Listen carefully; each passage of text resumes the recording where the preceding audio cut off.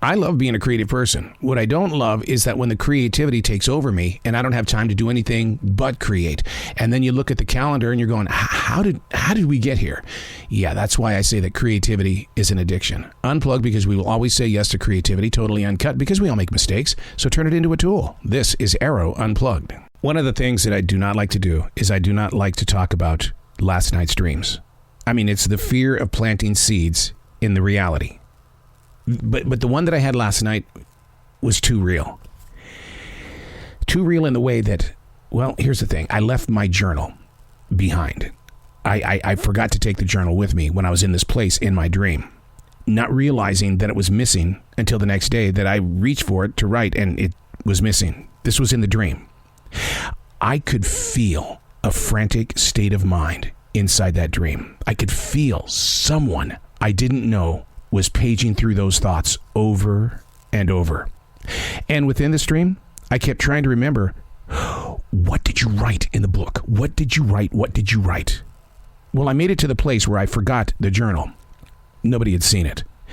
Of course, I thought, because if you had your hands on someone else's personal writings, would you admit to stepping inside that writing? Here's how the dream ended. A bunch of mazes. I kept going through these mazes, and eventually I couldn't get myself out of those mazes. And so I guess the subconscious mind said, dude, you're dreaming. Get out of here. Get out of here. You don't want to know how this one ends.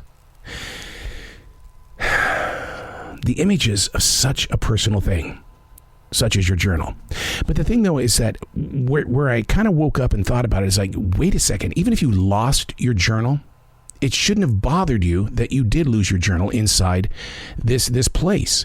And the reason why is because I leave my journals out on the coffee table. If you come over to visit me, you just pick up the journal and read it. So I was really bothered when I woke up. It was like, why were you in fear? Why did you feel this frantic state of mind when you forgot your journal in this place? And I think it's because if you come into my house and you read the writing, that's an invitation. But somebody taking somebody else's writing and reading it, that's the breakdown. That's where you start fearing maybe they won't understand the writing style. Hey, it's Arroe. This is the Daily Mess. I am a daily writer. I've been doing this since 1994. Daily writing. And you take moments like this and you try to learn from them. Is there something about this dream that is preparing me for the future? Or is this the mind letting something go? Maybe a fear of somebody reading the journals back in 1994 when all of this started. This is the Daily Mess. I mean, when you step into a morning of writing, I don't know about you, but I'm always met with a wall of sound. Most writers require the nearest moments of silence. That's not me. And the reason why is because I use any type of sound to fill my atmosphere with energy. My mindset needs sound. Music, it's one of those things that can create a block, mainly because most songs carry with them a lot of attachments, such as, oh my God, I remember when they released the song in the summer of 78. Oh my God, see what I mean? It kind of disconnects you from the moment that you're writing. Or here's one, God, I was at Cook Radio when this song was released as a single. Man, I was there when it was first played. Or it's the infamous breakup song or something else that's attached to it. That's what music does, and that's why sometimes it's very difficult for me to write while there's music on. But the biggest distraction is the television set. When it's on and I'm writing, it's controlling 90% of what I'm putting on paper. And is that basically a writer hider, or am I using some sort of hidden speak and I'm trying to figure out how to get through this mess without creating even a bigger mess? Stepping into a morning of writing. Because I've been married 29 years, I am not home alone. And just because I'm writing for that hour in the morning and several hours at night, that doesn't mean that they have to change their lifestyle. Welcoming them into your writing space, that's a great feeling. That's a moment where you can say, yeah, but then you have to take what's distracting you and turn it into a positive fuel.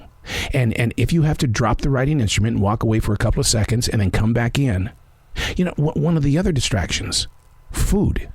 Your stomach is going, you need food. Feed me, feed me. And then when you get food, well, your attitude changes, because now you've got that's going to take from your energy level, and you probably have a dog sitting right there in front of you. So learning how to deal with the distractions, the way you do that is put yourself in the distraction. Put yourself in positions where it's like you get used to, and you strengthen up your guard in the way of saying, you know what, this is okay. I once had a program director that every time I would talk on the radio, he'd hit me in the arm, and I'd go, God damn it, Mike, why can't you stop that?